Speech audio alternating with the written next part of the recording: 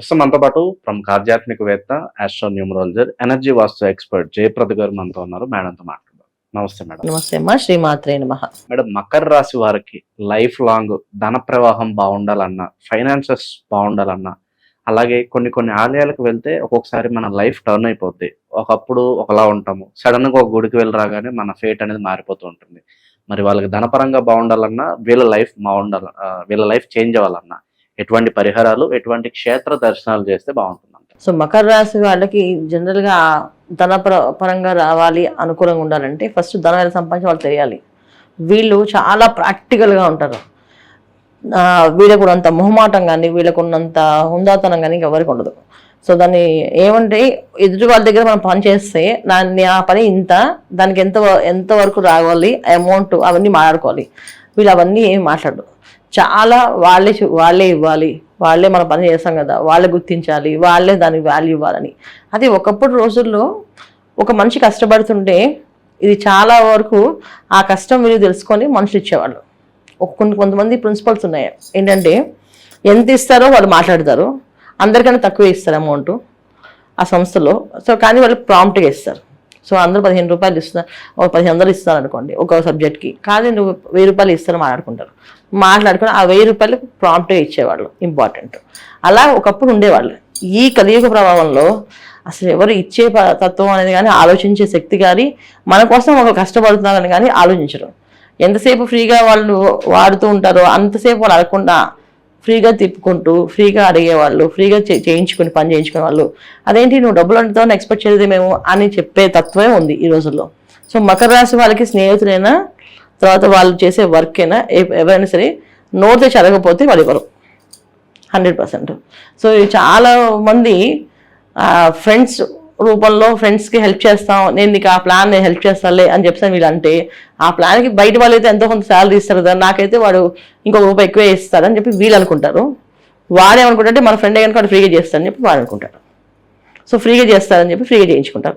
ఇది మకర రాశి వాళ్ళకి ఎక్కువ జరిగే ఇబ్బందులు. వాళ్ళు నోరు తెచ్చి అడగకపోవడం వల్ల చాలా నష్టపోతుంటారు. సో వాళ్ళు ఏ రోజున వాళ్ళకున్న తెలివితేటలతో వాళ్ళ నోరు తెచ్చి, నాకు ఇది ప్లానింగ్, నా బడ్జెట్ ఇది, నా బడ్జెట్ నువ్వు ఓకే అయితే నేను చేస్తాను అని వీళ్ళు చెప్పగలిగితే సంపాదిస్తారు, 100% సంపాదిస్తారు. చెప్పడం వీళ్ళు రాదు, ఏ రోజు సంపాదించలేరు.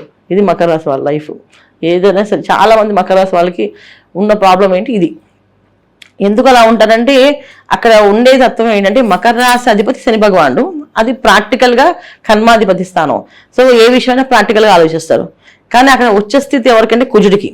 So aggressive planet. సో కుజుడు ఏంటంటే చేసేస్తాడు అండి, నువ్వు దాన్ని గుర్తించి ఇవ్వాలి, ఇవ్వకపోతే కోపం తెచ్చుకుంటాడు, మొండితనంగా ఉండిపోతారు, సైలెంట్గా ఉండిపోతారు. అలా సైలెంట్గా కొన్నాళ్ళు ఎందుకు ఫ్రెండ్షిప్ చేశాడు, ఇప్పుడు ఎందుకు మాట్లాడట్లేదు అనేది అవతలకు అర్థం అవుతుంది. ఎందుకంటే తిరిగినప్పుడు అంత ఫ్రెండ్లీగా తిరిగాడు, వద్దనుకున్నప్పుడు అంత అసలు దేనికి అడిగాడు అనేది వాళ్ళకి గుర్తించడానికి ఈ రోజుల్లో వాళ్ళైతే గుర్తించరు. ఒకప్పుడు రోజులైతే గుర్తిస్తారు, కానీ ఈ రోజుల్లో వాళ్ళైతే ఈ మొత్తం ఈ టెలిఫోన్స్ వచ్చిన తర్వాత, ఈ మొబైల్స్ వచ్చిన తర్వాత అసలు మనిషి రాకపోయినా పట్టించుకోవట్లేదు, ఇంట్లో ఉన్న మనిషినే పట్టించుకోవట్లేదు. ఇంకా బయట వాళ్ళు నా ఫ్రెండ్ ఎందుకు రావట్లేదు ఆఫీస్కి అనుకో అనుకోరు. ఇలా వీళ్ళు నష్టపోయేది ఒక 40 ఏళ్ళ వరకు రిలీజ్ అవ్వరు. వీళ్ళు 40 ఏళ్ళ వరకు ఇలాగే కష్టపడుతుంటారు. 40 ఏళ్ళ తర్వాత వీళ్ళు ఇలాంటి వాళ్ళు అని రిలీజ్ అయిన తర్వాత, కానీ వీళ్ళు చేసిన శ్రమ అంతా పోయినట్టే కదా లెక్క. ఇది ముందు వీళ్ళు తెలుసుకోవాల్సిన విషయం ఏంటంటే, ఏ విషయమైనా మొహమాటం లేకుండా ప్రాక్టికల్గా మాట్లాడాలి. ఇది నా పరిస్థితి, నాకు ఇంత అమౌంట్ ఇస్తేనే చేస్తాను అని చెప్పగలగాలి. అలా చెప్పకుండా ఏ రోజు నోరు మూసుకొని పని చేస్తామో అంతవరకు బానిసలాగా పని చేయించుకుంటారు తప్ప రూపాయి ఇవ్వరు. ఇది మకర రాశి వాళ్ళు. ఇది ఒక అబ్బాయి విషయం కాదు, అమ్మాయిల విషయంలో కూడా ఇంటికి పెద్ద కోడలుగా బాధ్యత తీసుకొని ఇంట్లో అన్ని విషయాలు ఈమె మొత్తము చేయడం వల్ల డిపెండ్ అయిపోతారు.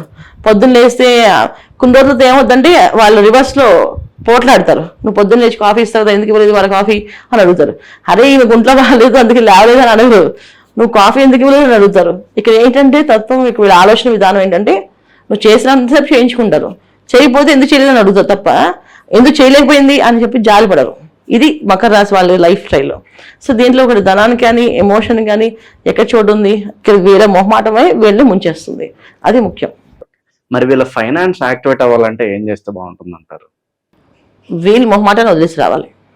ఏ విషయమైనా సరే క్లారిటీగా మాట్లాడుకోవాలి. అది ఎలా అంటే,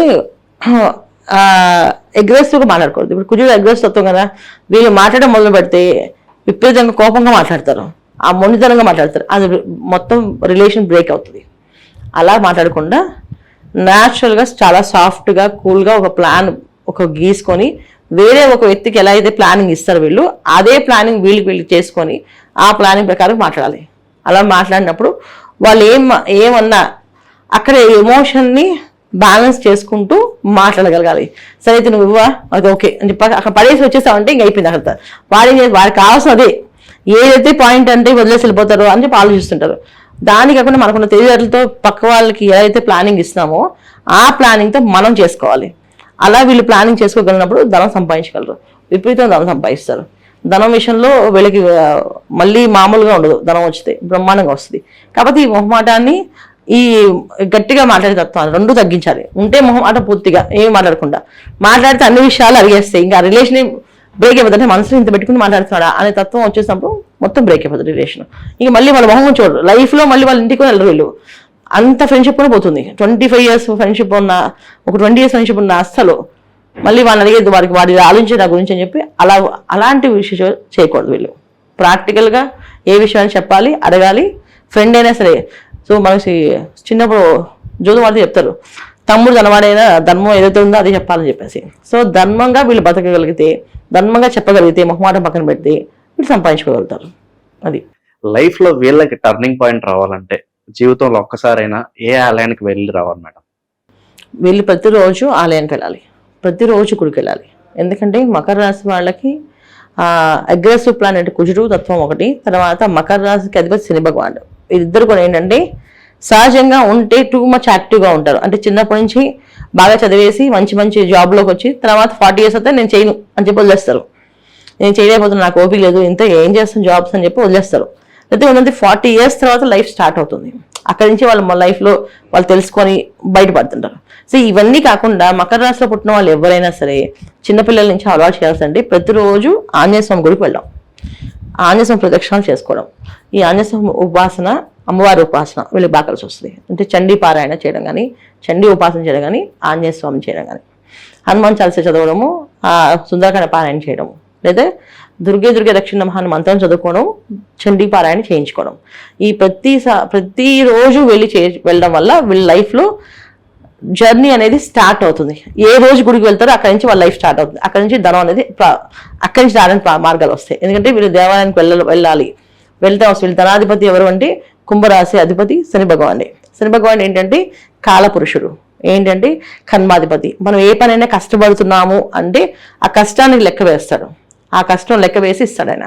సో కష్టపడ్డం ఎప్పటి నుంచి అంటే ఇంట్లో అన్ని కంఫర్ట్స్ పెట్టుకొని ఇంట్లో పనులు చేస్తే కుదరదు వీళ్ళు ఖచ్చితంగా రోజు దేవాలయానికి వెళ్ళి ప్రదక్షిణాలు చేయడము, గుళ్ళోకి వెళ్ళడము, గుళ్ళో కూర్చొని ప్రదక్షిణాలు, గుళ్ళో కూర్చొని హనుమాన్ చాలీసా చదవడము, లేదా సుందరకాండ పారాయణ వినడము చేయడం వల్ల అది అలా చేస్తూ వెళ్తుంటే 100% వీళ్ళకి డబ్బులు అనేది వస్తాయి.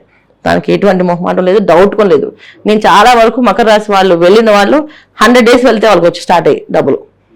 ఇది ఆడవాళ్ళకైనా మగవాళ్ళకైనా ఇద్దరు కూడా ఇదే చేయాలి. చండీ పారాయణ, తర్వాత హనుమాన్ చాలీసా, ఈ రెండు చేసుకుంటూ వెళ్ళాలి. ఇక క్షేత్రాలు అంటారా, విజయవాడ కనకదుర్గమ్మ వారి గుడికి, ఆ గుడికి వెళ్ళడం, అమ్మవారి దగ్గర కూర్చోడం, అమ్మవారి దగ్గర జరిగే హోమాలు కార్యక్రమాలు ఏముంటే అవి పాల్గొంటాము, అక్కడ నిద్ర చేసి రావడము, ఇవి చేస్తూ ఉంటే చాలా విశేషం. అష్టాదశ శక్తి పీఠాల్లో ఒక్కొక్క పీఠానికి వీళ్ళు వెళ్ళి దర్శనం చేసుకుని రావాలి. ఎందుకంటే వీడి ప్రతి దాంట్లో వీళ్ళ ధర్మార్థ కామ మోక్షాల్లో అర్ధ రాసి వీళ్ళది. అంటే జీవితంలో ఒక అర్థమైన జీవితం వీళ్ళకి ఉంది. అంటే ఏదైనా సంపాదించాలి, సాధించాలి అంటే వాళ్ళ ఒక క్షేత్రానికి వెళ్తేనే అక్కడ వాళ్ళకి టర్నింగ్ పాయింట్ అనమాట.